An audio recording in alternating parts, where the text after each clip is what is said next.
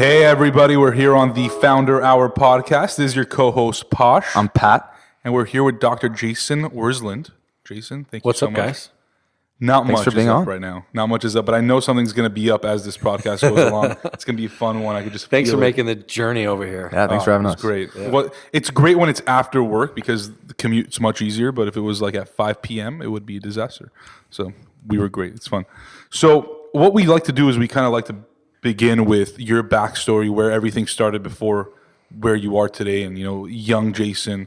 And so why don't you tell us a little bit about that? Did you grow up in LA? Did you grow up elsewhere? What were you like?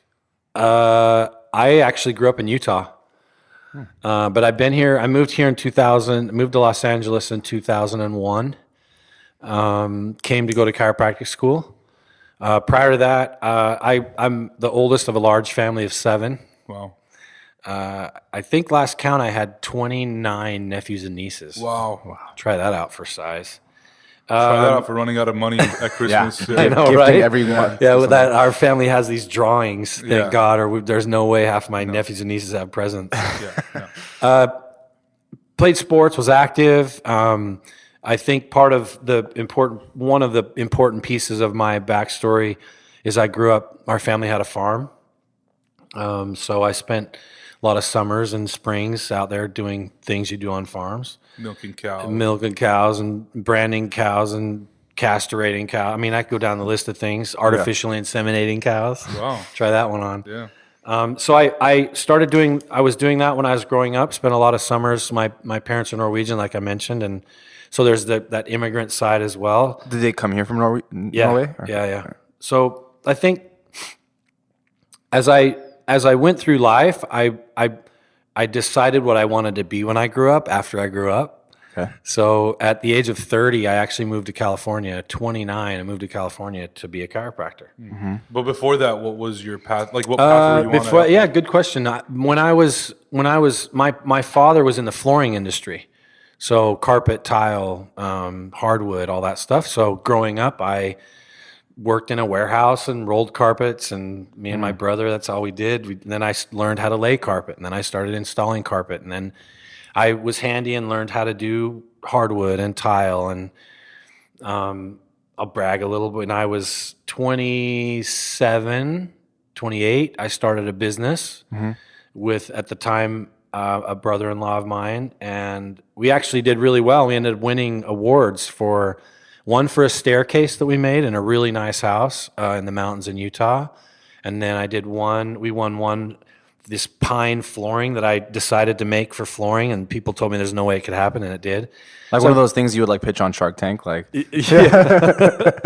don't know. That's definitely not scalable. Yeah, no. No, that's the first thing they'd ask. Scale, so. They do? That's why I've never been on Shark Tank. Paul Graham says, "Do things that don't scale." Yeah. Wow. When you first start, do things that don't scale, and then when you get to the level that you should scale, figure out how to scale. Yeah, he founded Y Well, that makes Combinator, sense. That's kind of what I did. Right. Yeah. So anyway, that's kind of what happened. I think there's the part of that story is I learned at a young age to be handy and resourceful. You grow up on a farm, you don't have a Home Depot. So it's not like you drive down and buy the tools there. So that was, let me think what else would be interesting. Did you enjoy that process? Did you enjoy those years of like working on a farm and after that, like doing the whole flooring and carpeting stuff? Yeah, I was having fun. I enjoyed what I was doing. And I think money obviously drives us, like we were talking about a minute ago. And I enjoyed the ability I had to be able to generate revenue as fast as I needed to. Mm-hmm. And then when I was installing carpet, there were days I'd take off and I'd go water skiing with my buddies, and because I really didn't have to report to anyone when I was doing that. You'd get a big house, one level would be ready, and the bathrooms would be ready at a different time than the downstairs, and so you'd have days off. And so I'd had a lot of fun. I mean, I could go on and on about stories from those days. Yeah. What's the most interesting story from those days that comes to mind? Some of them were actually here. I moved to California and worked. My dad had a store here in North Hollywood, and so I worked there. That's when I really got to have some of the really good stories. I was installing hardwood in a cabin in Colville, Utah, and I heard someone outside, and I was kind of freaked out a little bit because it was kind of early in the morning, and I was clear up in the mountains. I think my son was with me at the time. And I walked out and there's a moose literally standing outside the door. And you hadn't seen, like, had you seen like moose? Not up there. Yeah. No, not like that. I mean, I'd seen him in Norway, but they're in Norway all over the place. I walked out and I'm like, what the hell? Yeah. What do I do? Yeah. I literally shut the door and I was a little freaked out. Like, they gonna knock the door down? Just let it go, or like He was super chill. Just kind of walked around. Hey, you guys I have went a to a beer? window. Yeah, right. Like, I see humans. You have food. Yeah. I don't know. I can't think really of anything else other than that. I mean, So when did that kind of point come when you're like, I can't do this anymore. I gotta move. I gotta go into something else. oh wow, deep question. Yeah. I started looking around me after my first child, and I was seeing people that were doing things that I would be doing in 20 years, and I didn't like that. I didn't like the sales of the flooring. I didn't like how hard these guys still had to grind. I mean, lifting carpet and tile and hardwood out of your truck and taking it houses, and those are just things I didn't enjoy. But I'd always wanted to be a chiropractor. There was always kind of this thought in the back of my mind. But why?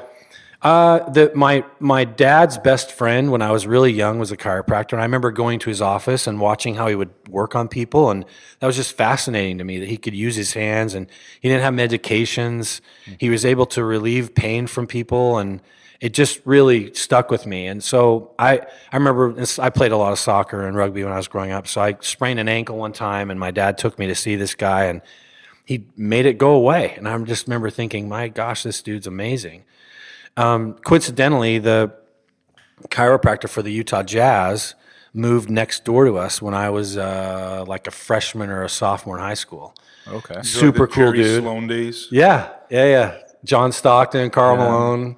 Greg Ostertag? Or? Greg was a little bit later than that. Yeah. That was a great team. Jeff Hornacek. He was the coach for Byron Russell. Byron Russell was a little bit late, but These are like the Chicago, Utah years. Yeah. Those are like the best. In my one of my favorite times. Yeah. That's funny. Yeah. Hornacek.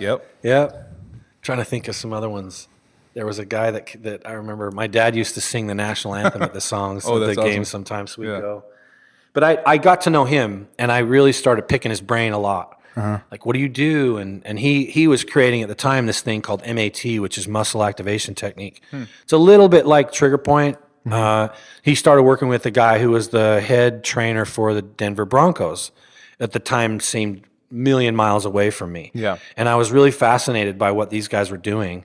And I saw he had horses, and John Stockton and Carl Malone would come and ride his horses with him, and they literally bring their horses into our backyard, and we'd get to talk to them. And the whole thing just thought, this is amazing. The guy knows the body, which is something I've always been fascinated by. And he also works on athletes. Give me more of that. Yeah. So that's kind of where my head was. And I thought, I went through a terrible time. I actually met a guy who actually embezzled a bunch of money from me, over $100,000. This is when you had your business? When I had my business. And so I literally was back down to zero, and I thought, okay, start over in life. What do I want to do? This is a chance to go be a chiropractor. So went through a divorce, lost my business. Okay. Was down to nothing, literally, was living at my parents' house, was pretty low. And I thought, you know what, I need to rebuild. Yeah. And I've got to do something. If I'm going to rebuild, I need to do something that invests in me, that I can have, that I don't have to work, that I can use my brain, that I can. And so I thought, you know what, let's do this. Do you think things would have been different if those things didn't happen? Like if you weren't at that point in your life where you're like, I have nothing to lose now? For sure. If my business would have been flourishing, I probably there wouldn't have been a reason, really. Right. And so, like anyone else that goes through those times, thank God they happened. I always felt I always knew that I had the ability to be successful. I just realized I wasn't doing it the right way or something. And you just weren't on the right path to be. Yeah, and that's what was frustrating me more than anything. Yeah, you saw like where the path was leading. Like you saw people that were 20 years your senior, what they were doing in the same industry, and you're like, yeah, I'm not on that path. Yeah. I don't want to be on that path. Yeah, that's not the path I want to go on, for sure. Did you think that idea that you were going to be successful, was that just some sort of innate thing, or was it your work ethic combined with your motivation that made it seem that way? I don't know. I think what you said sort of resonates with me, and it's crazy. I've done so many of these, and I've never had anyone ask these questions. So I'm kind of going to a place I've never been before. Yeah. So we try to make it different. Yeah, well, it's working. It's working. For me, I think I remember when I was younger experiencing heartache and pain. Things growing up, and my father wasn't the best with me, and I remember thinking, "There's more to this." And I would feel it inside. And I felt like it's not ready yet. It's not ready yet. And I kept thinking, what is that? And to answer your question, I think innate is the easy answer, but it's the most appropriate answer. I remember looking for the answers. My mom made me this little cutout piece of paper that I had on my window, my mirror in my bathroom. Like when I was in high school, I remember this. And it said, I can accomplish anything. And I remember always seeing that. My mom put it on my window or my mirror. And even now as adults, it makes so much sense to me. But then I was like, Mom, why you put that on my mirror? I don't want that on my mirror. Yeah. And where you were from, like the town you were in, like, did it feel like you were in a bubble? Like, was it common 100%. For people to like not get really, just kind of go with what path they were given? Most people, I mean, I grew up Mormon. So you grow up, you go on a mission, you come back, you get married at 21, and then you live in that city, and it all the stuff that goes with the bubble world.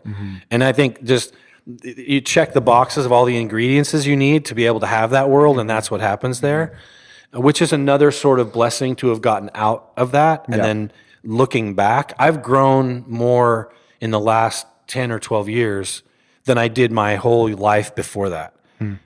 Because of the things you're exposed to, the learning, just so many different things.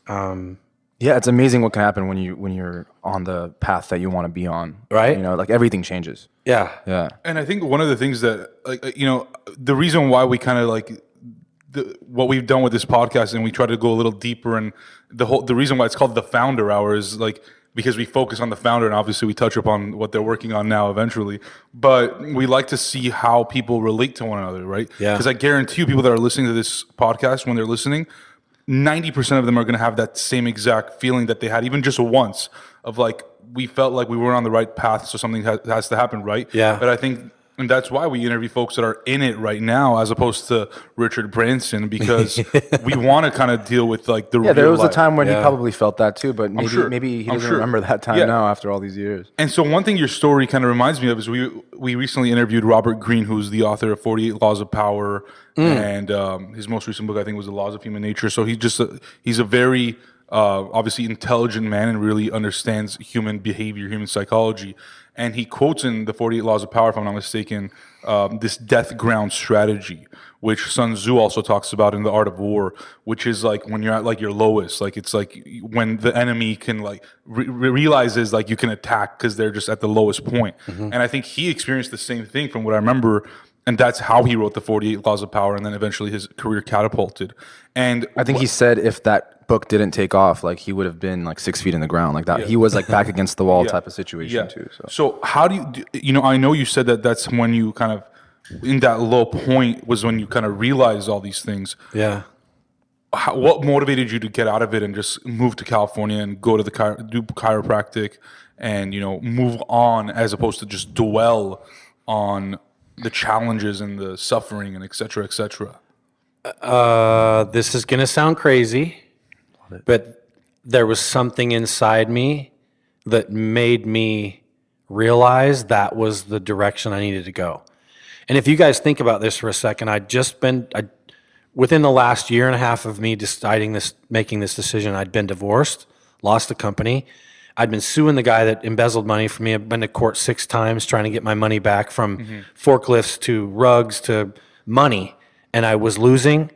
I had 2 kids, brand new kids. My daughter was not even a year old. My son was just barely a year.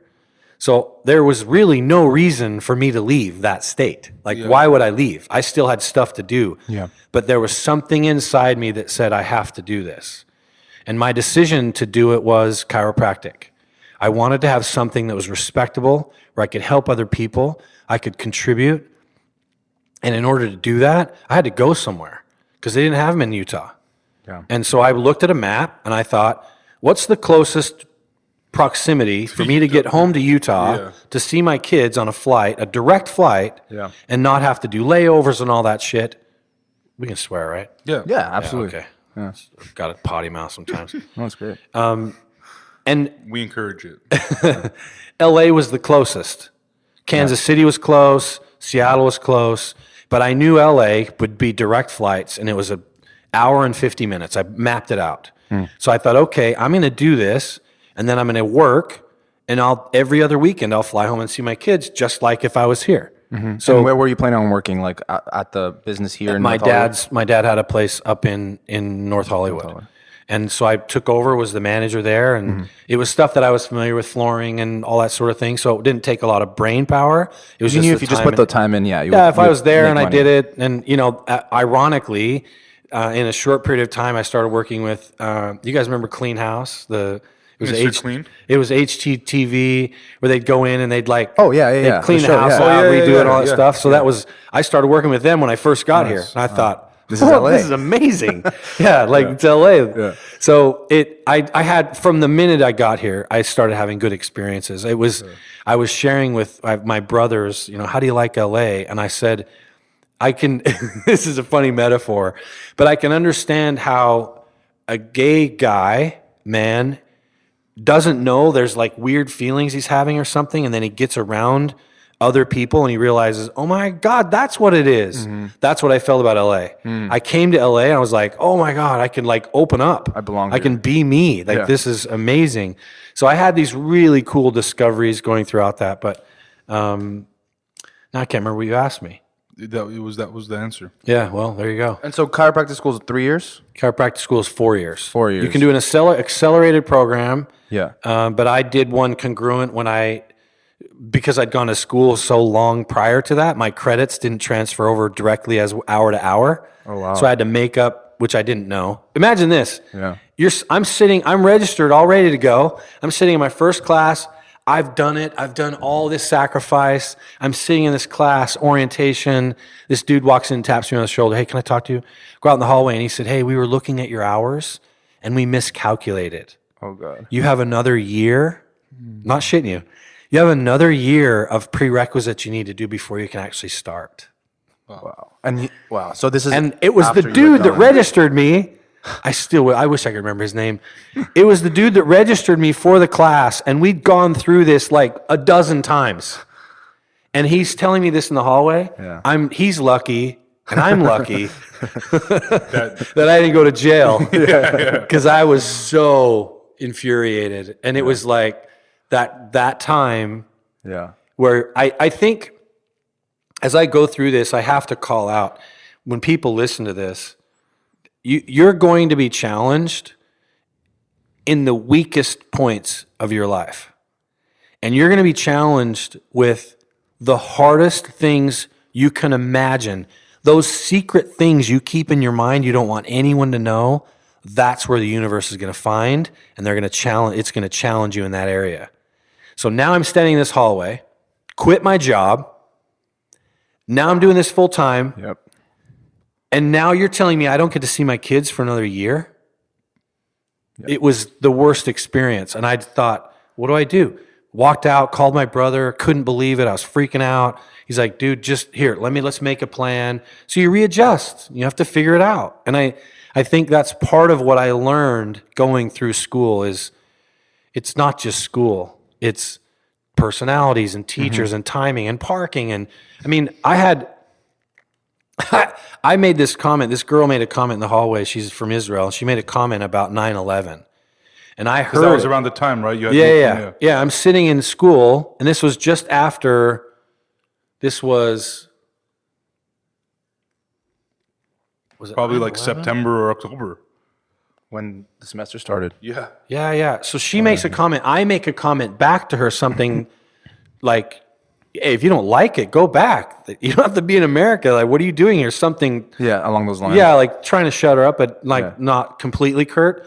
That day, every tire I had was flattened in the parking lot. Like, who's this Jason?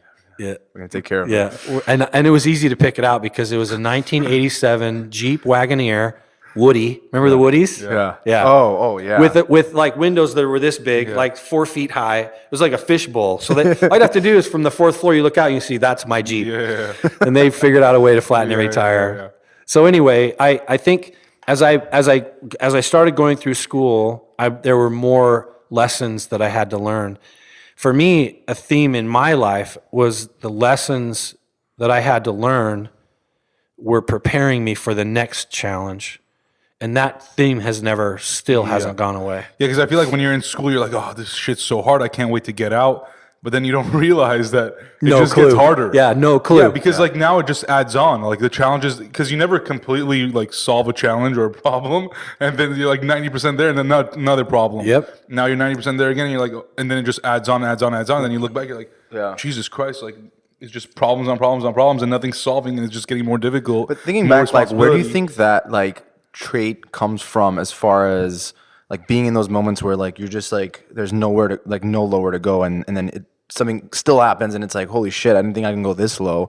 And it's like at a point where it's like laughable. You just like laugh it off because it's like, you know, totally. Like how do you like, I mean, where do you think that comes from, as far as like that, I guess, positivity or optimism or whatever it might be, that outlook on like, you know what, like, I mean, I know it's like the only way is up, but like when you don't know what direction you're going in, how do you figure that out? Or how did you figure that out? I did figure it out. It took a lot of lonely moments of anger and frustration and pity, giving up. I mean, we'll get into it about the product, but cursing the universe, God, whoever it is you believe in, but figuring out, waking up the next morning and somehow just feeling I gotta keep going.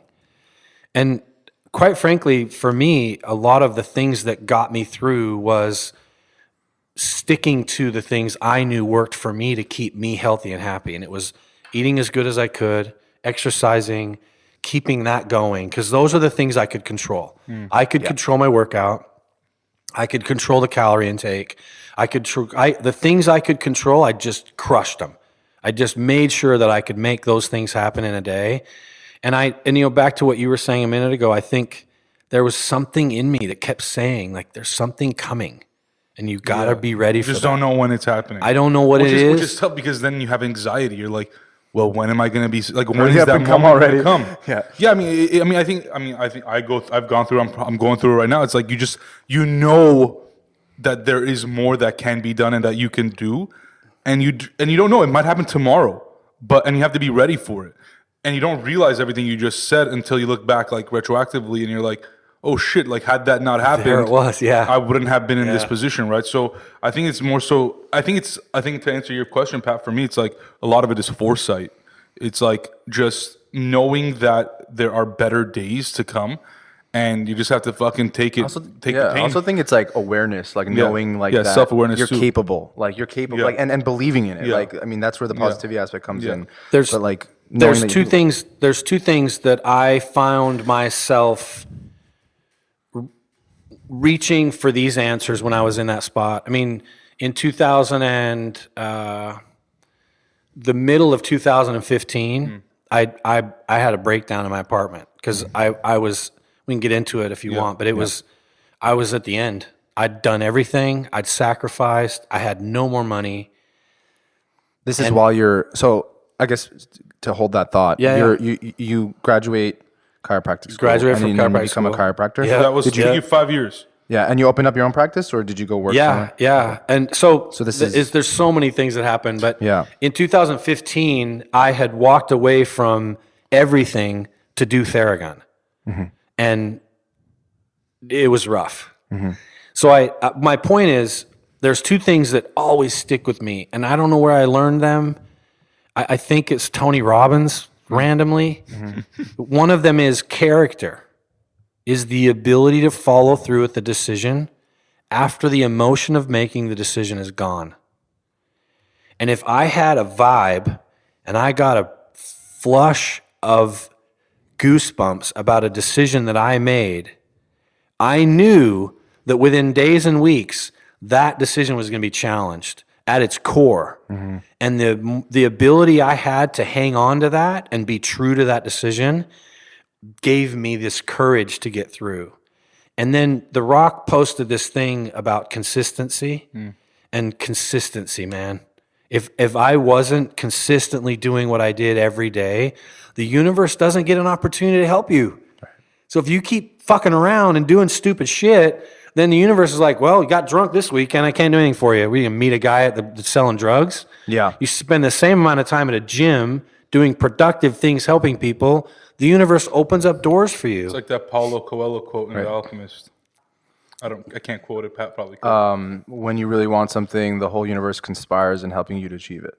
Love that. I forgot about that. Great Right quote. when you said The Alchemist, I was like, oh, it's got to be good. Well, that's what it is. It's like you have to really want it. Like you said, like that first gut feeling that you have, like whatever, it's like an idea you come up with or whatever it might be, something sparks when you're like, this is it. And then like naturally a week later, the world is going to like throw shit at you where you're going to be like, maybe not. It's not such a good idea. I don't know that But I you want gotta, that. you know, it's like you got to really look at it what it is and just kind of go with that gut feeling. Also, there's a lot of factors that are involved, but yeah, it's like that commitment, and then like it's the consistency. So right, like commitment and consistency sounds like That for me, that's also given me an opportunity to be able to understand the signs, and see them. Yeah, I mean, to maneuver. and I can't tell you. It happens. It comes in waves, and I'll feel it. There's resistance. You know, there's another metaphor that I love, that the amount of resistance that you have is directly proportionate to where you're going to end up when the resistance is gone. So it's like a slingshot. The further back I pull that, the further that thing's going to shoot when it's released. So for me, I took this negative association and flipped it into a positive thing. I remember Tony Robbins saying more people do more to avoid pain than they do to gain pleasure. So I would think to myself, what's happening right now? This is a ton of resistance. And now I can sit back and be like, where's this going to go? This is going to be amazing when this pops out. Well, it's all mindset, right? Like, but had you not known that, you wouldn't have this mindset right now. No. And like you just said, I mean, thank God a lot of those things happen. People say it all the time. But when you're in it, it's tough. Unless you have the right mindset, Right. you're imploding. But that takes experience, and that takes just building. Like it taknight time for that. You're not overnight. I don't think there's anybody at 18 years old that's going to be taking pain and then they're going to be like, oh, this is going to be great. You know, like it's probably going to happen around 28, 38. Like you're maybe, like, yeah. It really is like, you know, and so we laugh at it true. like, you know, experience this and that, whatever.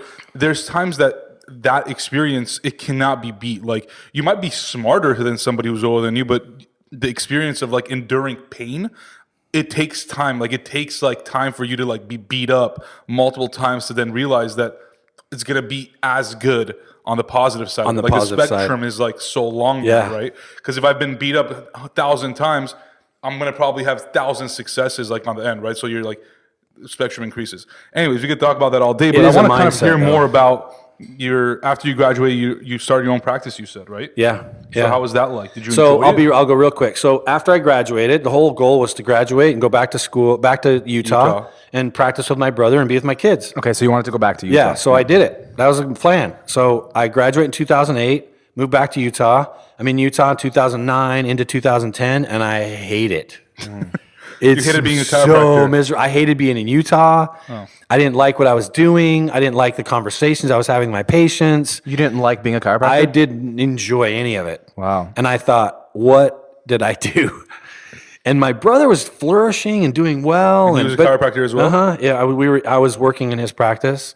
The idea was that I would work up, get my license in Utah, which takes a while, and then I would open up another practice somewhere in Utah. The idea was Park City, Utah. So I thought, that's perfect. Looks like a great plan. But something just was pulling me back to LA, and I couldn't figure out what it was. And I would argue with it, like telling the universe, what are you doing? I'm here with my kids. That was the whole goal. Like, why do you keep pulling me back there? I have a mentor of mine that I met when I was 27, who is the ex-CEO of IBM, super really smart guy. And there are times that I would go and talk to him about this, and he would say, what's your gut tell you? You have to follow that. And there must be something big for you there. because everything I tried, and I tried to apply the same thing we were just talking about, this mindset. Maybe I just have to get past this point. Sometimes you're just fucking confused and you have no idea what to do. And I would I'd talk to my brother and I'd talk to my buddies, and it didn't feel right. Right. It wasn't the same feeling. The resistance that I was having didn't feel the same as other resistance that I'd had, and it just wasn't vibing. Or it's like that moment where you like realize like everything I've worked for, everything I've ever wanted isn't what I want once you get there. Yeah. And that's the whole journey is the reward type of thing. But like you're at that point, and you said that you didn't like being in Utah. Did you like being a chiropractor at least, or did you not even like There that were process? moments where I felt like this is what I'm supposed to be doing. Okay. And the tough thing principally was the sort of practice my brother had wasn't allowing me to practice that way. Got it. It was more volume and just sort of that thing, and which was great for them. But I realized, which was a great learning experience, that's not how I heal. I can't heal in that sort of a setting. Right. So I ended up moving back to LA. Had no clue what I was going to be doing. What year is this? This was the beginning of 2000 and early 2010. Okay. Find a friend of mine that's working in the workers' comp world in California, which is the most Worse. bro. Let's not talk about that. That's a whole nother podcast. Let's get over that. Let's not even talk about that off the podcast. Yeah. So I got into that, but the good thing is I started exposing myself to a lot of really cool things. A little bit older in life too, so I had a little bit more experience, and I realized there was a need for this software to be able to manage all these things these idiots were doing. Sorry, guys. It's okay. These people were doing in the medical world, in workers' comp, and there wasn't anything that could help manage their practice. So you'd have a chiro in Pasadena who was a regular chiropractor, but also we would see work comp and injury PI patients, and there was no way to manage them. Right. So I kind of helped build this software for that. And I would start, and then I started managing practices, the back end of stuff. Hey, how many patients are you seeing? And what's your front desk girl saying? And what are your secretaries and nurses saying to the patients? What's your flow like? You're capturing all those bills. So I started kind of understand all this stuff, and it just wasn't right still. And all along the way, Theragun's back there going, hey, bro, take care of me. And I just started working on it more. When did you have the idea for Theragun? So in 2008, before I was graduated from school, I was in a motorcycle accident. Pretty bad accident. Tore up a bunch of stuff. Finished school. I didn't have much time left. It was not long. So then I had the injury, finished school, started a practice here in LA before I went back to Utah. Because you have to practice for a certain period of time before you can apply for a license in Los Angeles. Like a residency type of thing? Yeah, it's all that sort of stuff. So I was here for several months working with a guy here in LA. Went back to Utah after my accident. Then I came back, and all of this time I was still working on refining the product. This was all going on the backside. And the reason was... Did you have like experience to build something like this on your own? Not like this. Back then? Back then, yeah. So I'd gotten a motorcycle accident, sitting at my house. My brother, who's a chiropractor in Utah, he'd been in a water skiing accident, and he had the same injury I had, but on the left side. And I remember he used something that was vibrating. And so I'm in California after my motorcycle accident. Still, I was practicing part-time with my buddy in Fairfax and Wilshire, and I was still finishing school credits and doing this internship stuff. So I called him and what was that thing you used? And he told me what it was. And I called my buddy whose practice it was, and I said, hey, do you have one of these? He said, yeah, it's in the closet. So I drove over there, pulled it out, and I did what my brother told me to do to it, and I put it underneath my arm. It's about the size of a Coke can. It's called a vibracussor. And it would vibrate. And the minute that I put it on my body, it made the pain go away. And I thought, not away, but it made it less tolerable. And I thought, what the hell is this? So I talked to my brother, hey, what did you do? And he's like, I don't know, dude. I just used it on my arm, and I did my own traction, my own rehab, and then I'd use it at work. So that's what started the idea. But there were problems inherent with that product that I needed to fix because it wasn't working good enough. Okay. And it didn't have amplitude, which is the distance the head travels. And I learned that by my own experience. 2008, go back to Utah. I'm working with these tools. So I need to back up a little bit. I actually was sitting in my house making this product, using this product, and I realized I needed something more. I went to my tool shed and pulled a bunch of tools out, and I made something, and it worked. It had a higher amplitude, and I would put it up in my armpit, and it would start to rattle my body. And I thought, my God, this is amazing. Yeah. So I started using that and slowly got myself better. January, February, this is 2008. So got myself better through 2008.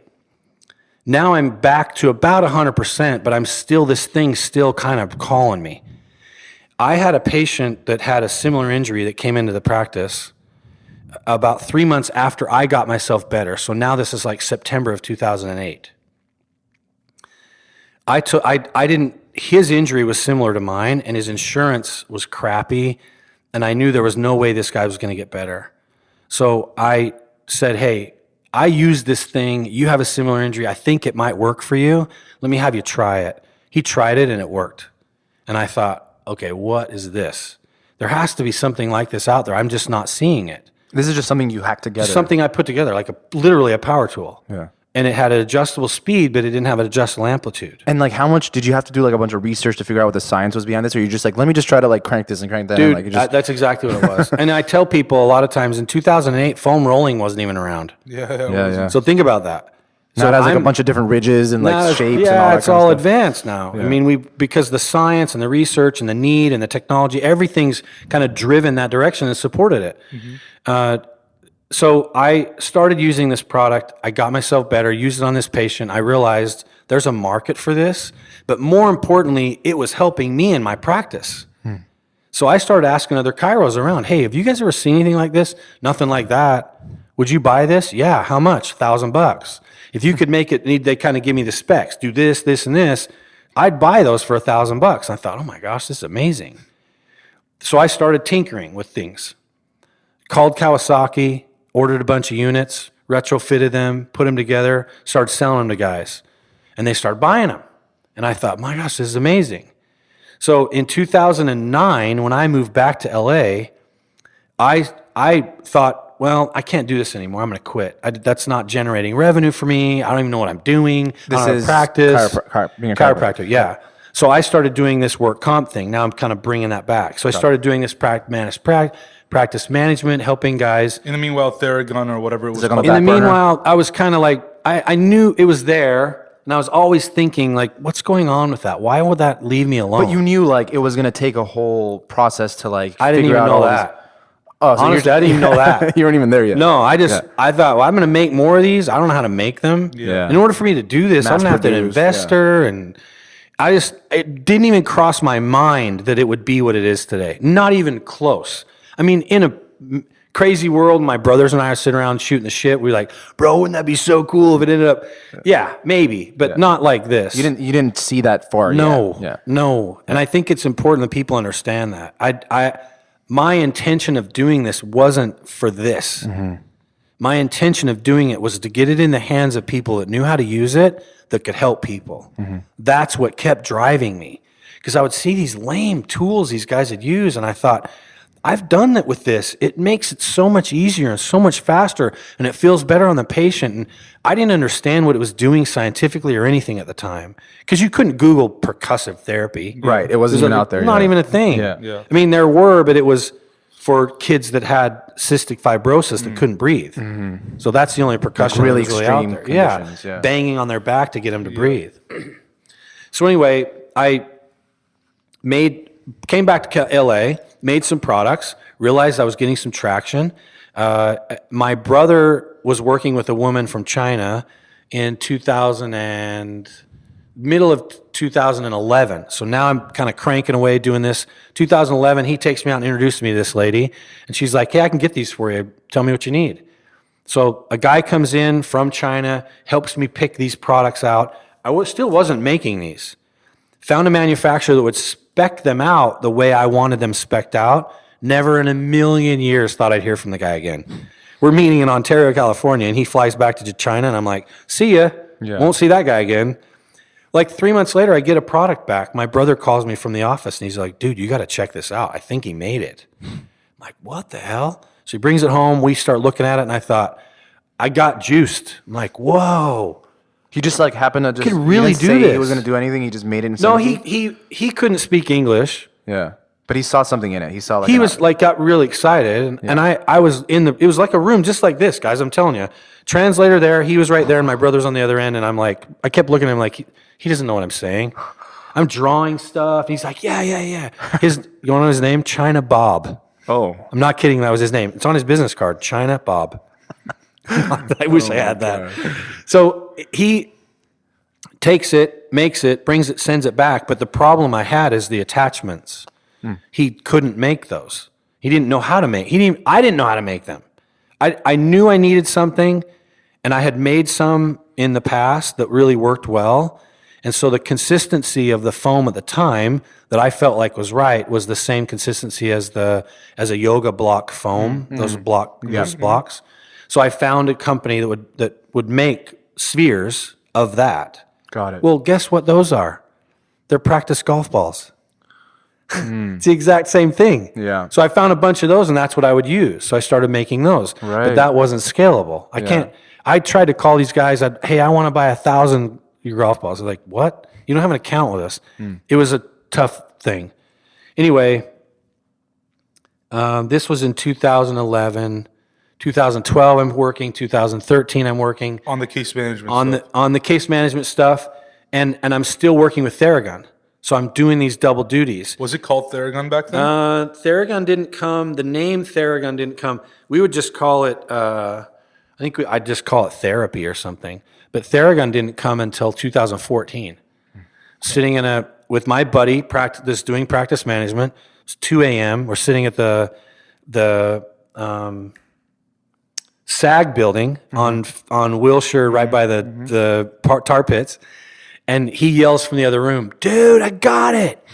And I go running in there. I'm like, "What?" And he said, "It's Theragun." And I was like, "Theragun?" He's like, "Yeah, like therapy and gun." We'd had some drinks, so Was it the same design back then? it looked like More like at the time, no. Okay. It looked like a jigsaw. So I was like, wow, that's crazy. So we kicked the idea around a little bit, and then it kind of stuck. It was actually Theraguns with a Z. Oh, you went the Z glad route. you guys dropped that Z. Yeah, I have to. We dropped the Z. that's good. Z was ugly. Good call. Good call. My kids will tell you stories about them cutting the Z off the end of our logos, our labels. Yeah. That's a cool story. So anyway, So you're doing all this stuff, and you're like doing the case management stuff, and the Theragun's kind of like a side project at the time. Yes, But yes. they're both side projects, I guess. Yeah. Like, did you think that was going to eventually end up being like what you went all in on? my goal at that time was to generate revenue doing this consulting so that I could spend my time doing this with Theragun. Because you saw the opportunity. There was an opportunity there. I started working with pro athletes, and I started being around more of them and seeing, wow, there's a performance effect to this thing as well. Well, you were just like testing it on them, or like Well, you were in working 2000, to be fair, in 2012, I had an opportunity to work at Unbreakable Performance up in Hollywood. Yep. You guys know where that is? In Yeah, yeah. Pink, Is that Pink Rob Taco? Go? Rob Go's involved with that? I think he is. Yeah, Yep. yeah, yeah. And Jay Glazer was involved as well. And they gave me an opportunity to have a room that's a little bit smaller than this room we're in now. And I would treat guys, NFL guys, in the preseason from 6 a.m. to about 10 or 11 a.m. So I would. That's the first thing I'd do in the morning. I'd go do that, and then I'd spend the rest of the day doing my practice management thing. Well, I started to see at the time I was just warming them up before workouts and then getting them after workout. And I was doing a lot of things. Theragun was just one of the treatments I would provide for them. And then they wanted to buy one. Then they would steal it from me and go upstairs and use it. And I'd have to go upstairs and yell at the guys, like, "What are you doing?" Terrell Pryor, like, "What are you doing with that? You don't even know how to use You this." got into Terrell. a lot more trouble than just stealing the Theragun. So, I should say stealing it. They would borrow it from yeah. my room and go borrow upstairs. it without permission. So AKA embezzlement, but that's okay. I didn't say that. Yeah, I did. So there were these opportunities and glimpses of what I thought this could be. And the fact that these guys knew how to use it, but there was nothing really like that. Right. The nearest thing to it was called the DMS, and it was around since the 70s. The guy that created that did it for horses. So it wasn't really in my sort of world or my I know realm. someone that does that now for horses. Treats horses. Yeah. It's a really cool thing. Sells like $20,000 like units. Yeah, that vibrate and stuff. Yeah, Yeah, horses love it. Seriously, I could. When he told me about it, I was like surprised. There was like a whole I business told you behind that, that, and I was like, "Holy shit!" Yeah, it's funny you don't think about it, but dogs and horses, animals You have have the to be same in it nervous too. system we do. Yeah. So I it's, tried it on me and it feels great. So I was like, Maybe you're a horse I dog. like it. A horse feels like it too. You know, whatever. So, Jason, I remember you had said earlier on in the podcast about 2015 being like a really like you kind of were in your apartment and you said you just broke down. What happened? I reached my end. I had met this Chinese person. She was my business partner. My brother was my business partner. We were going to start doing this. We got a bunch of units shipped over. I figured out the attachments, and I literally was down to 2 units left. We'd ordered 400 units, and I was down to 2 units left, and I didn't know what I was going to do. I'd quit my practice. I'd gone all in, and I had no more. You sold the other 498? Yeah, just dropped them, like just placed them, hoping that it would generate business, and it was. But I didn't have more units. Did you have the money to buy more units? No, Or- I had nothing. Okay, so So all the money money made that I was like, using, I was live. using to live. Yeah. This is money like I the made. Pursuit of Happiness movie where he has like that Yeah. one like Will Smith. It's a great movie. Yeah, he has like 2 of the units left and one gets stolen or something. I don't know. I just That's literally how it was. A Yeah. guy calls me. So I think this is a really fun story. I literally had a breakdown. I remember I fell asleep face down in my bed, bawling my brains out. Like I was done. I fell asleep, woke up the next morning. Okay, I have to do this again. Stay consistent, practicing the things that I knew I had to practice. Got worked out, ate some breakfast. It's 11 o'clock. Guy calls me. Hey, I'm at the gym. My name's so-and-so. I want to buy one of these products. And I had one left. And I said, I don't have any more. And he said, I'm going to come to your house. I live right here. Where do you live? I said, Manhattan Beach. He literally pulls upside, comes upstairs, sits down and starts to talk to me. I didn't know who he was, but he had money. And he said, I want to help you. Get in the car, come with me. We're going to go talk to my wife. I'm not kidding you guys. Talk to his wife. They have a lot of money and they wanted to invest in me. So that gave me that little bit of boost where I was like, okay, the universe heard me and here's my answer. But there was something about that situation that wasn't right, and it kept telling me that. How did he hear about it? At the gym, there was some random some dude people? had one at the gym, and he loved it. And the guy goes, yeah, he lives right here in Manhattan Beach. And another trainer in the gym knew me and had my number, asked him, hey, give me his number. I'm going to call him right now. And literally, I found out later that's how it happened. Wow. And sorry, go ahead. No, go ahead. I was going to say, I feel like this happens all the time with entrepreneurs and people who are kind of creating something, whether it's like a software or product or whatever, where it's like there's this hesitancy to put it out there for whatever reason. You're afraid someone might steal the idea. Like at was this point, one. I don't even know if you're thinking about patenting it or whatever it was. No, but I'd tried, but I didn't have money. you didn't have money, so now you're like putting it out there. But there's also that positive side that a lot of people just miss, where it's like if you put it out there, now people know about it, and chances are, like if someone wants to help you, now they know about it and they can help you, right? Like it sounds like that's what happened. Like you just threw it out there, and people loved it so much, where the word just kind of spread, and I felt stars aligned in a way. Yeah, for me, they were little seeds. Yeah. And I learned early on, because I was really reluctant to give it up to certain people. If they weren't going to pay for it, I'd have to think in my head. And I'd never done this before. I'm a chiropractor. And there's Are like, they really like gonna influencer marketing back then, where you're like, what's the benefit here if I give it for free? Instagram was barely even taken off. Yeah. So like, if you think about all of that, that's another part of our story too, how we grew with Instagram, and that really has helped us in our business. So Why do I feel like that story ended up not being very positive?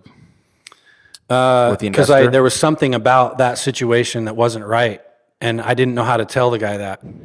And I kept thinking, I'm arguing with the universe, thinking this guy, like, here's my knight in shining armor, and I can't do this. And it was just something wasn't right. And thank God I listened to that. You didn't take the investment. Didn't do it. No. And it What was, was it that told you that something? I don't know. It was a gut thing. It wasn't anything logical. I promise. Was it anything about just like having an investor on board, or just like Nope. taking money Had from nothing somebody? to do with that. You No. wanted to? Was it like, I didn't care. I'd saturate. I'd give him 50% if he wanted at the time. It wasn't like pride or ego or anything where you're like, I want to do this myself. I honestly can tell you, it wasn't that. You don't know what it was? It was just something about the situation that wasn't right. And we talked about life experiences up to this point. That's one of the things I'm grateful for, that I started to learn how to listen to my gut. There was something about it that wasn't right. And as small or large as that voice was, I had to listen to it. And I've learned to listen to that. That's something that even guides me today in my business with things we're doing, who we hire and people I work with and those sorts of things. There's just something about my gut that gives me a check. Is this good or not? And if I try to analyze it too much, you get, they say paralysis by analysis. Like that's usually what happens. So I just go with it. I know we hear this all the time, and I totally agree that that's like something that a lot of people should do when it comes to especially business decisions. Like it's not always the best, but like in many cases, if you have no other option, it works. But why do you think that is? Like, what about it, or how do you even like train your gut to like tell you the right things? Like, you can't. How does that work? Yeah, I mean. For you, what have you seen, like, as far as like the things that you've experienced or been exposed to or done in your life that have in a way indirectly trained your gut to tell you, hey, like this is the right thing? Interestingly enough, I think for me it's people.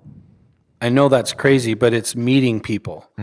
I met so many different physicians, up and down the coast of California, and seeing them and just getting a vibe from them and just learning what was that first vibe, and did that support itself?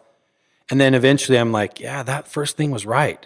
So for me, even with my kids, I try to teach them, your gut will always tell you, and you need to listen to it because it will teach you. So for me, that's really what's like subconsciously happening. As you're exposed to things, whether it's people or experiences or just moments in life, that those things kind of come back in those moments where you're like faced with a decision, and it's like it's just kind of like this like highlight reel in your head of like all the things you've been exposed to, and that kind of, I guess, tells you, this is the way to go. I think it's a little bit of that too. We could probably philosophize about that, but I think the interesting thing for all three of us is you kind of know what I'm talking about, and most people do kind of know what I'm talking about, but how you hone that, I think, is everyone's sort of their thing, being able to hone that.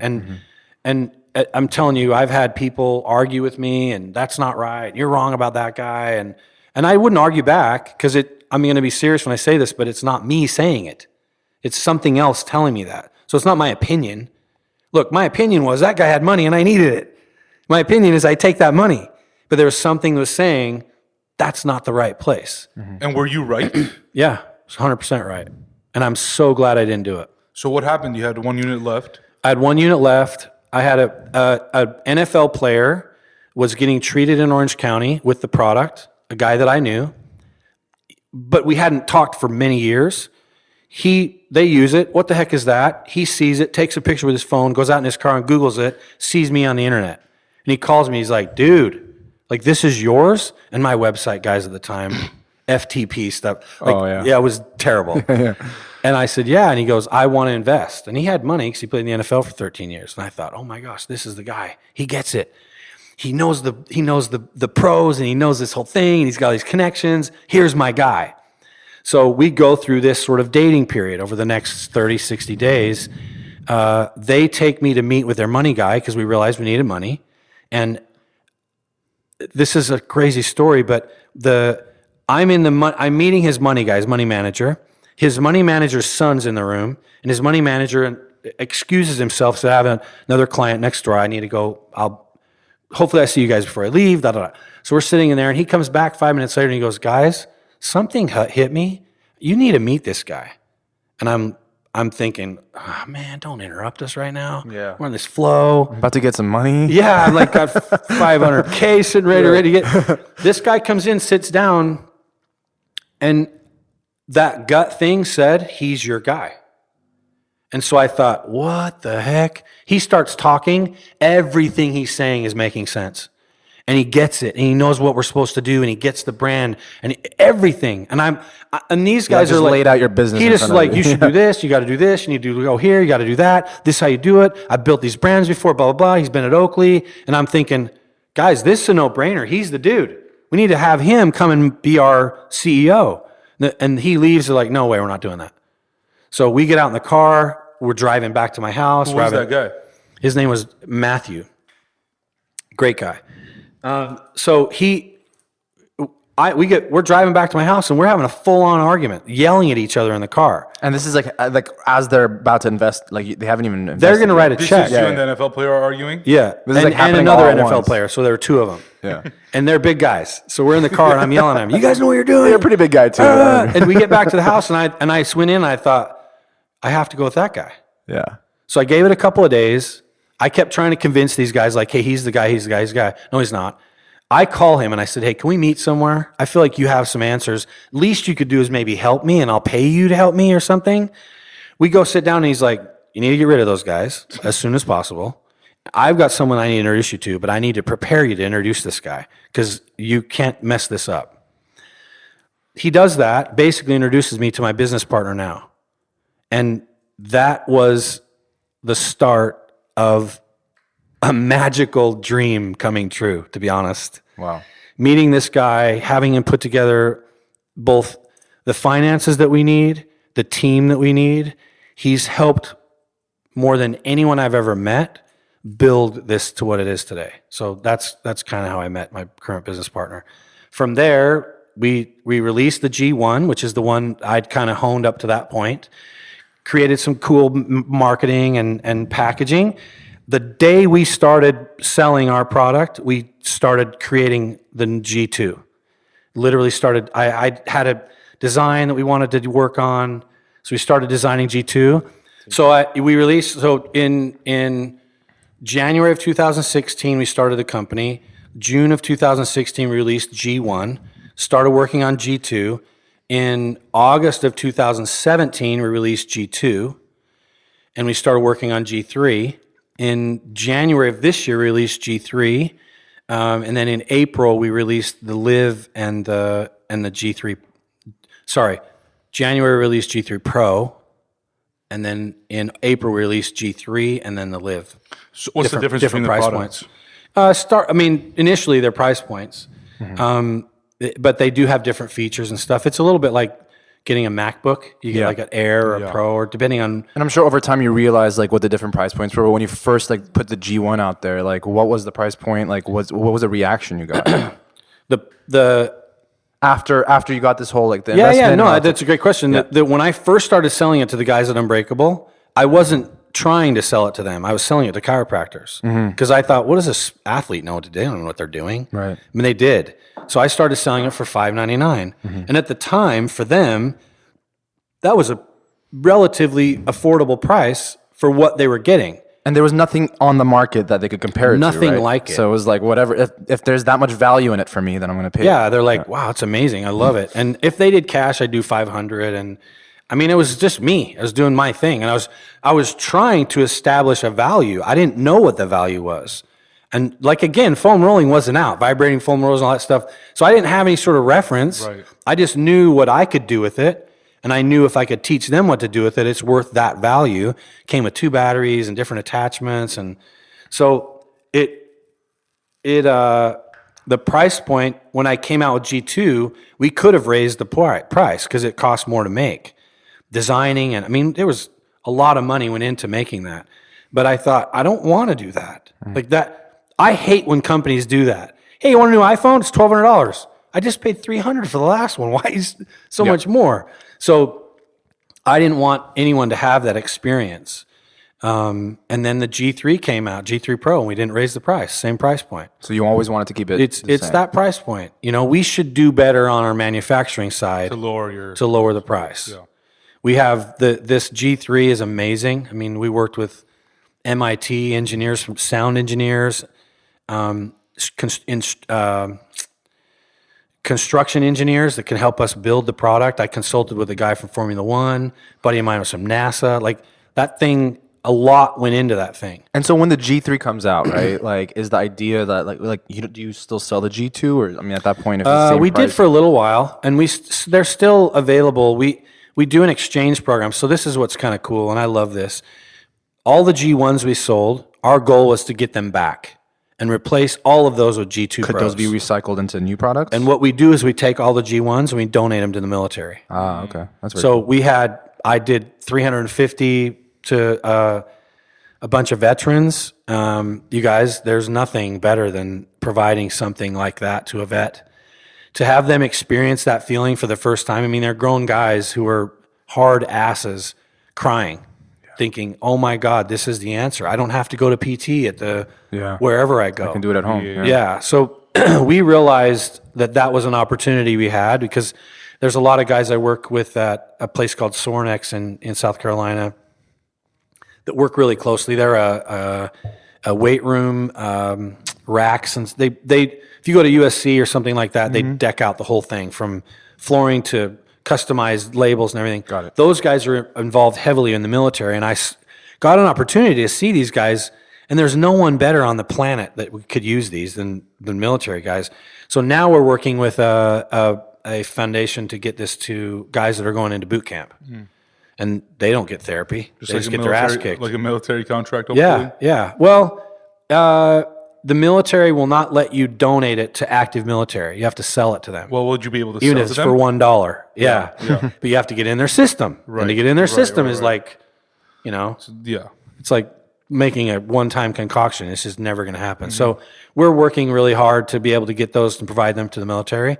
So to answer your question, we do still have some G2s, and there's a lot of people that have them. I mean, I worked on a celebrity just recently that has both the G3 Pro and the G2 Pro, and he's like, I kind of like the G2 Pro better.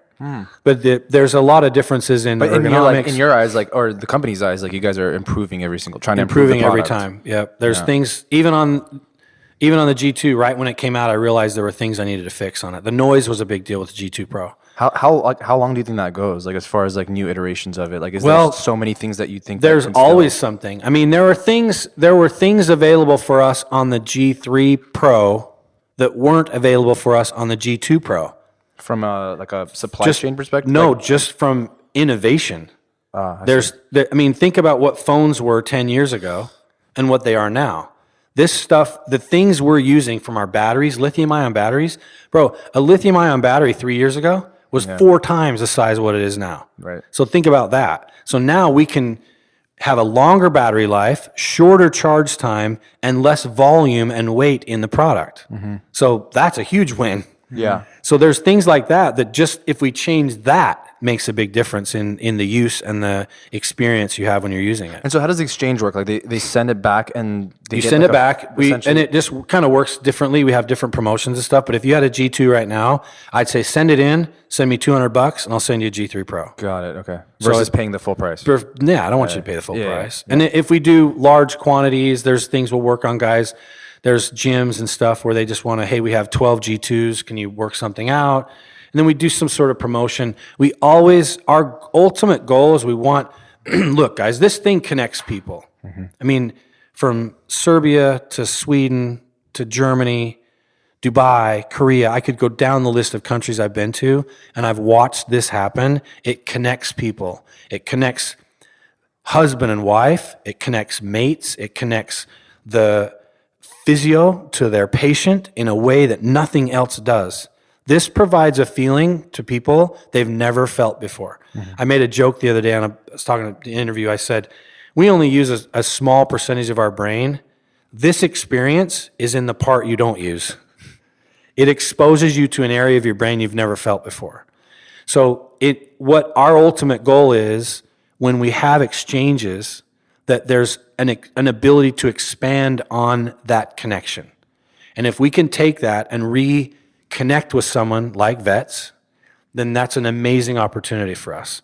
We don't want them sitting in our warehouse and selling them on eBay or whatever. That's not, like, that doesn't perpetuate what we're trying to do.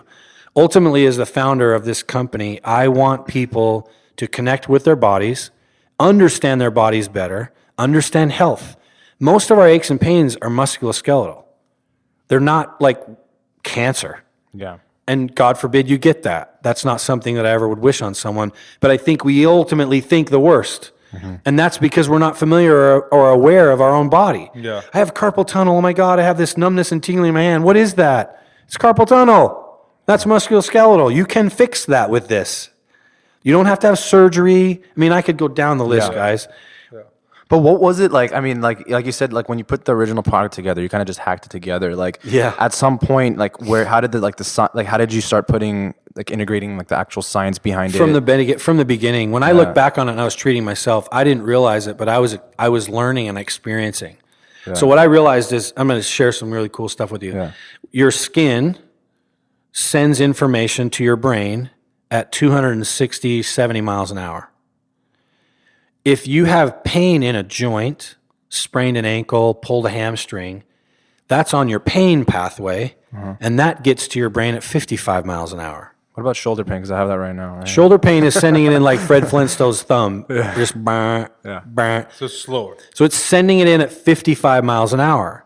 If I took that Theragun and I rested it on your arm, your forearm, not your shoulder, and I rested it on there so it was stimulating your skin, within about 5 seconds, your brain is paying attention to that and not your pain in your shoulder. Yeah. Because it's getting there faster. Think about that. Yeah. I didn't know that. So it's essentially tricking the mind. Exactly. If it's an elevator pitch and someone says, "What are you doing?" I say, "I am messing with your neurology. I'm fucking with your brain." But in a positive way. In a huge positive way. Yeah. So- Is there any negative impacts of that, like on a scientific level? No, not as far as we can see. Yeah. And people look. We all have knives in our house. Do we cut ourselves every day? Right. No. Because we know how to use them, right? So it's the same thing with this Theragun. Yeah, it's funny you said the musculoskeletal thing because, like, I'm talking years ago. I was like maybe almost 9-10 years ago. I remember I was at some event and I had like left arm pain and like I thought it was like Heart I read attack. like, oh, left arm pain means you're having a heart attack, and I was like tripping out, like, and my parents like literally took me to the ER and they're like this kid's like 18 years old, like he probably doesn't have a heart attack, you know. And I'm like, they're like, the blood pressure's fine, everything's cholesterol's fine, like they did the whole lipid panel, everything's fine. And then the doctor comes, he's like, oh, you just have like a musculoskeletal issue, like one nerve is like pulling on another, causing like your left shoulder to hurt, and that's causing like your left arms and your chest to hurt, and now you feel like you're having a heart attack. Yeah. But it's nothing more than like a few like nerves and like your muscles like fucked up. It's like, what the fuck? TOS, thoracic outlet syndrome. It's like this little spot right here where it gets tweaked. Yeah, and it's still fucked up. Yeah, but yeah, it's crazy that like it's a lack of information. Totally.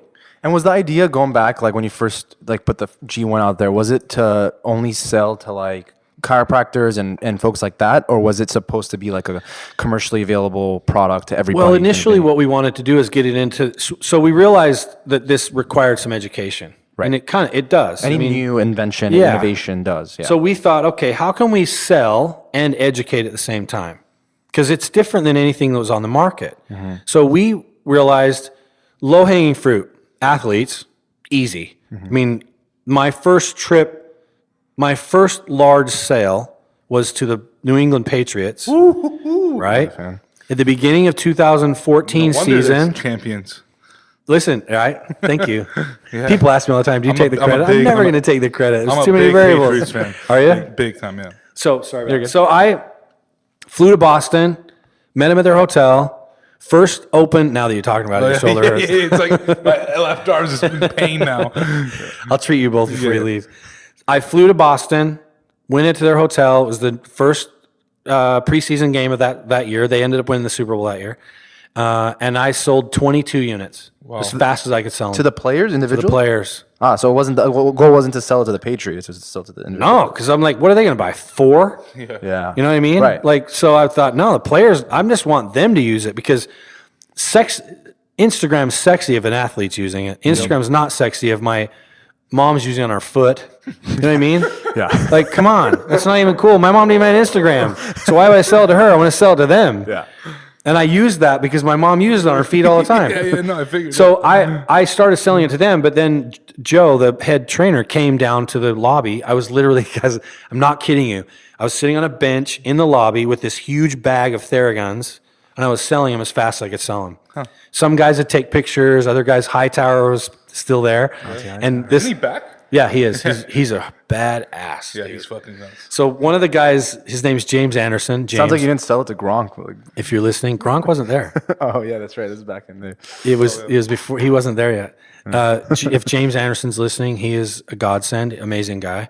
So James introduced me to a lot of players. James standing next to me played a joke on me. He says, I knew who Hightower was, but I didn't know his reputation. Yeah. He's like, hey, that guy would love to take a photo with you, take a picture with him. Really? So, and I wasn't asking anyone. If they wanted to, I would or whatever. So I'm like, hey, bro, do you mind if we get a photo? And he's like, what? Like, just stared at me. And I'm like, I laugh. Like, ah. He's like, I don't fucking take pictures. And walked away. I turned around to James. I'm like, you're a dickhead. I'm so pissed at him. That every time I see Hightower on TV, I'm just like, I fell for it. Yeah. So that's back to your question. Physios, chiros, and athletes were what I consider at the time low-hanging fruit. Okay. And like speaking of Instagram, like, was that in your mind back then? Like, when was this? Yes. How long Yeah. What So year at was this time, this was 2014. Okay, yeah, So in so- 2013, I'm working at Unbreakable, and I'm watching this happen. These guys are using it. And they're They're posting not about it? injured. And they're posting about it. And they're like, hey, look at this. And they're fucking around using it for stupid shit. Pat McAfee was there. You guys, if you know anything about him, he's just a total screw off. Crazy. But dude's an athlete. Yeah. Like, insane athlete. Yeah. He was there and he's fucking around with it, and they're like, watch how fast I run, and they're chasing each other around. And I'm watching this happen, and they're posting, and I'm thinking, Under Armour and Gatorade used athletes to get their word out. Right. Why can't I do the same thing?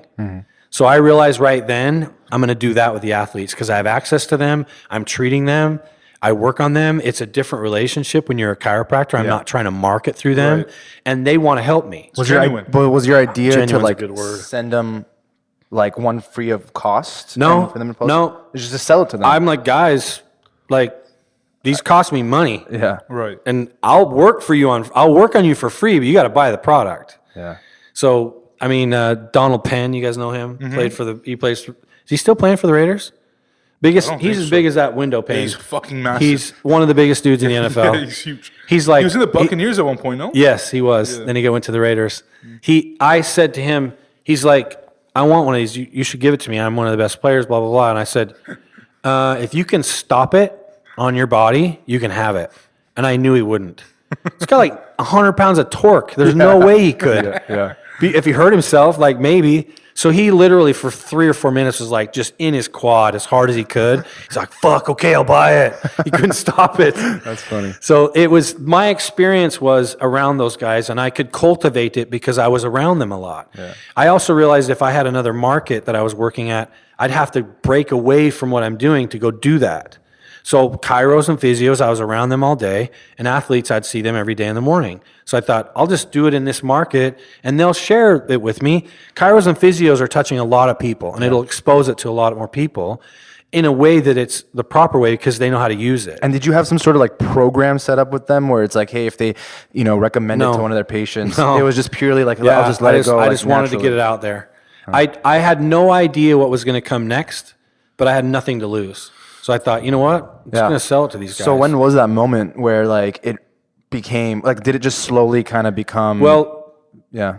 what I'm telling you right now was before the moment that I was sitting at my apartment, wanted to give up. This all happened before then. Okay. So fast forward, now I'm sitting there, and that's when I went through that experience where I ended up meeting my business partner I have now.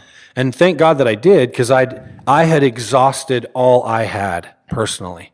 I'd given it all, sacrificed my kids, money, where I lived. I'd given everything. Looking back on it now, I was nuts. Like literally. I don't know that I would do it again. I would do it again knowing where I'm at. Right. But I literally easy in think about it hindsight. sometimes. What about it though? Like specifically makes you think you were nuts? Like The amount because of to me it grind. sounds like you had like this higher purpose that you wanted to fulfill like for yourself, and you just like didn't take no for an answer. Like you just tried everything and you fucking made it happen. So like I don't know, for you, like what about it were you like, damn, like going back I wouldn't have done it again because of that? There's a lot of little things I wouldn't have done. Yeah. But it was just the amount of grind. It's a lot. It's a lot. Yeah. It was 10 years of grind. I mean, 10 years of working lot. 2 jobs and When you're in like your 30s, not like when you're in like 18 yeah, years old. Yeah, Like at that point, 10 years is 30s. not that bad. Yeah, literally. And now I'm in 40s, Yeah. if you think about it. I mean, I'm 43, 44, and I'm grinding like I'm 25. Yeah. The But time- that's what keeps you going, obviously. I heard Gary Vee like said this like 2 days ago on like something where he was like, he's in his 40s too, and he's like, I feel like younger than someone who's probably 24, 25 and doesn't, at that moment, It's all mentality. like you don't know what you're doing with your life type of I was situation. looking at I was in Marbella, Spain, Heard it's beautiful. It's amazing. And they had this soccer camp that's an international soccer camp everyone goes to because it's like 70, it's gorgeous. And they have this brand new training facility that a friend of mine / distributor of ours, helped build with all their products. And he said, hey, I want to take you out there because I want you to meet these teams that are there. Sweden, a bunch of international teams were there before they go back. It was still kind of cold. So I walk in this place and they had big screen TVs all over the place, and they were running on loop just a bunch of random videos. And they had Theraguns. So they logged onto YouTube and downloaded some videos. So they had some videos running of old videos that I made. Wow. And they were made in 2015. And this was earlier this year, guys. I had no gray in my beard. And I'm standing there looking at that camera like, what the hell? That's like 20 years ago. So yeah, it wears on you. Wow. I was curious, what is your role currently at Theragun?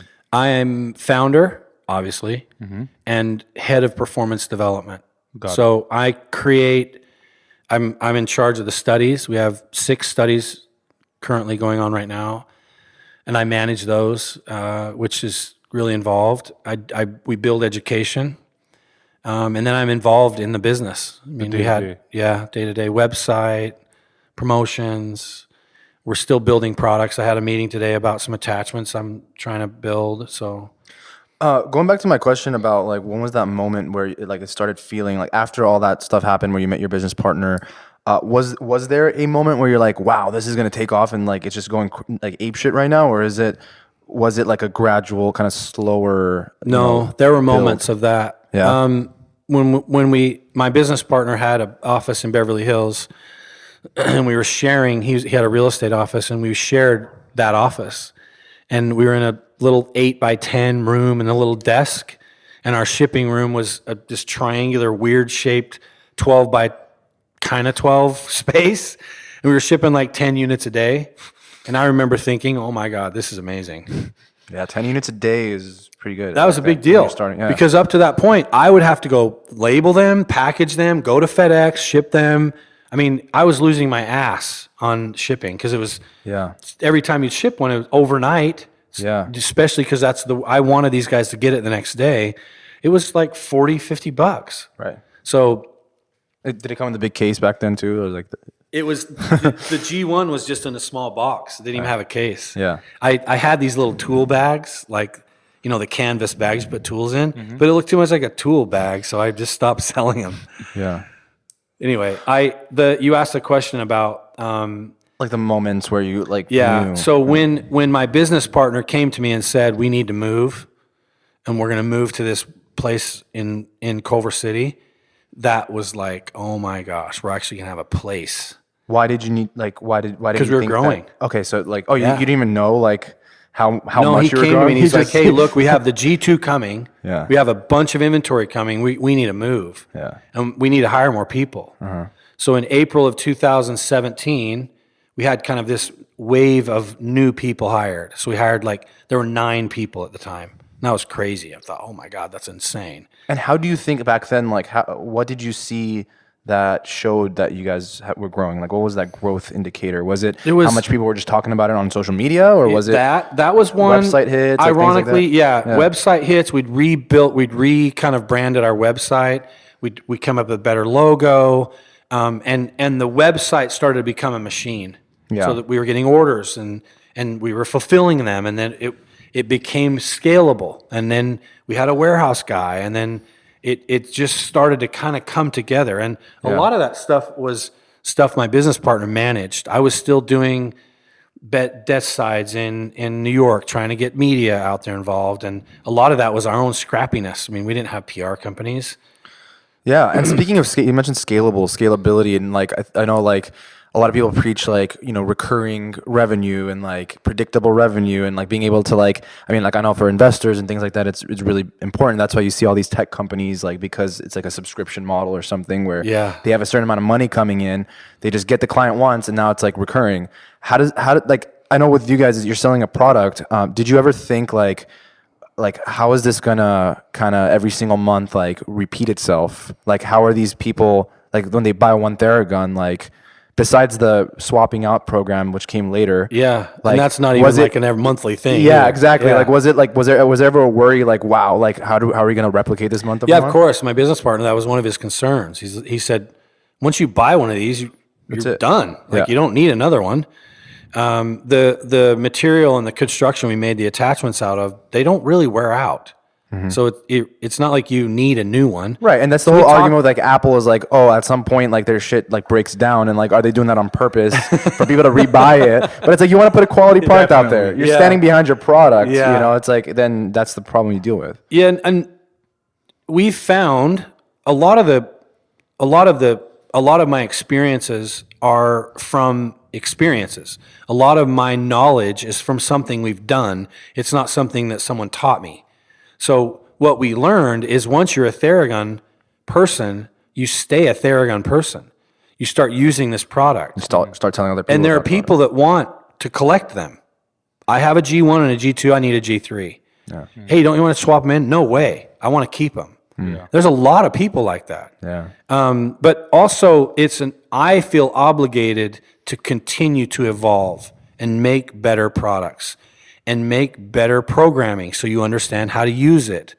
The obligation on me is to help people from a server at my favorite restaurant, Manhattan Beach, know how to use it during his breaks, to my mom on her feet, to a person at Equinox that trains Monday, Wednesday, Friday. Because the truth is every human being on earth can somehow benefit from this. Because everyone deals with pain, physical pain. Yep. So there's part of the story that I like to tell sometimes, but you guys haven't asked. It's along what you were saying. Yeah. I was sitting in a room just like this with my current business partner. His name's Ben, and I just treated him. So he just had the experience, and we're sitting here, and he says, "What do you want to do with this?" And I said, "I want every human on this earth to have one."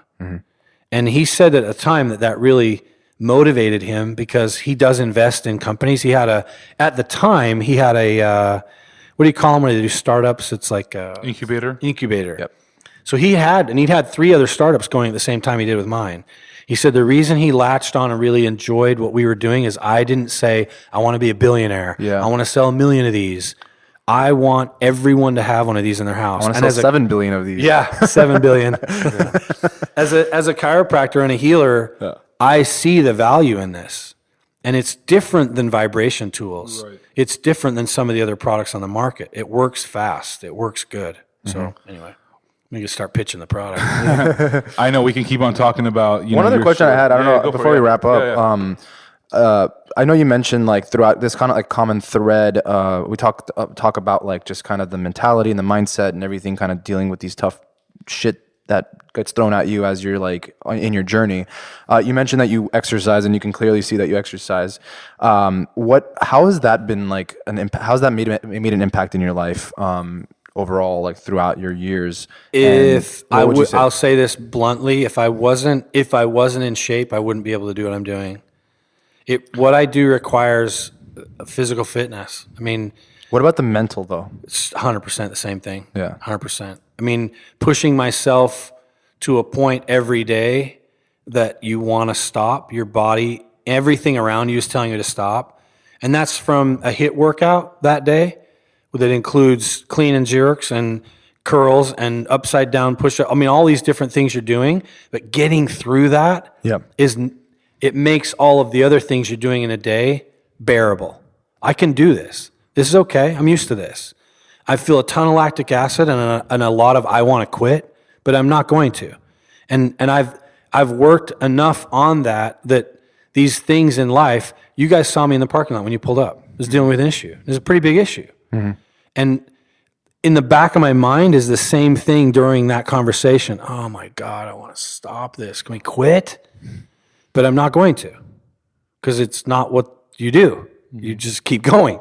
Yeah. So if I'm at 19 curls and I'm supposed to get to 20, I'm going to get to 20. I'm not stopping. Yep.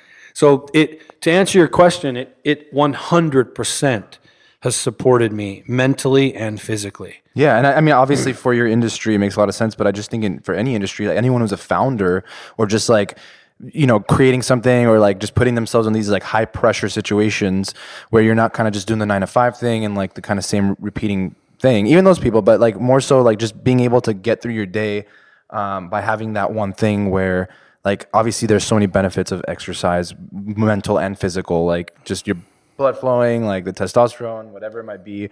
But also, like you said, you can control it. Like that's something that you can control. Like even if nothing in your life is working out, at least that like 1 hour, 2 hours of your day, like it's, go time. Like you control that shit. Yeah.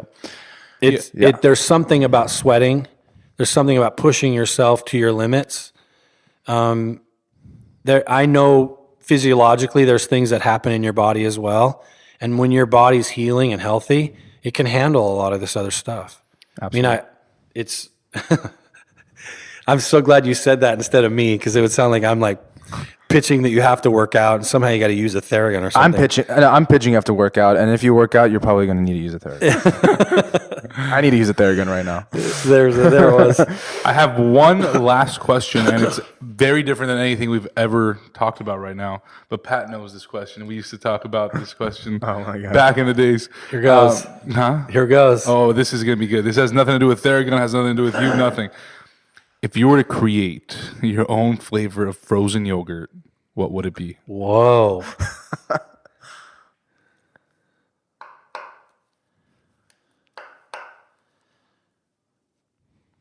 Just one? I can't come up with like more than one? If you could even come up with one, that's fine. Yeah. My own flavor of frozen yogurt. Are you asking for an existing flavor or like my own concoction? Anything you want. Here's an example. Someone said gasoline flavor. Weird. Yeah. Like something that you can smell that smells good that you want to taste, but you can't. Someone said 1942 tequila. I mean, Ooh. Yeah. Oh, okay. Yeah, you know what I mean? Wow. Well, the first thing that came to mind was I would do brownie, caramel, marshmallow. Okay, wow. Just really sweet. Yeah. Just anti-exercise. Yeah, totally against it. Yeah. But now that you say that, you guys, have you ever heard of marzipan? Yeah, of course. Yeah. So I would probably have a marzipan flavor. Okay. Now, see, that's a good answer. Yeah. I like that. Well, Dr. Jason, I know we've had amazing conversations on this podcast so far. We had great conversations before. I'm sure we'll have more in the future. And I think everything that you had to share, from the struggles of your journey early on and to the challenges later on and to the challenges currently and all the successes, I think there's a lot of takeaway for people that are listening. And I really hope that people really tune in and really kind of digest your story. And one thing that, stuck out to me, I'm sure Pat too, was just the story of perseverance, just keeping up and keeping on going and not giving up, and even and it's realizing never too late. I know that's a big thing right now. It's never too late. Yeah.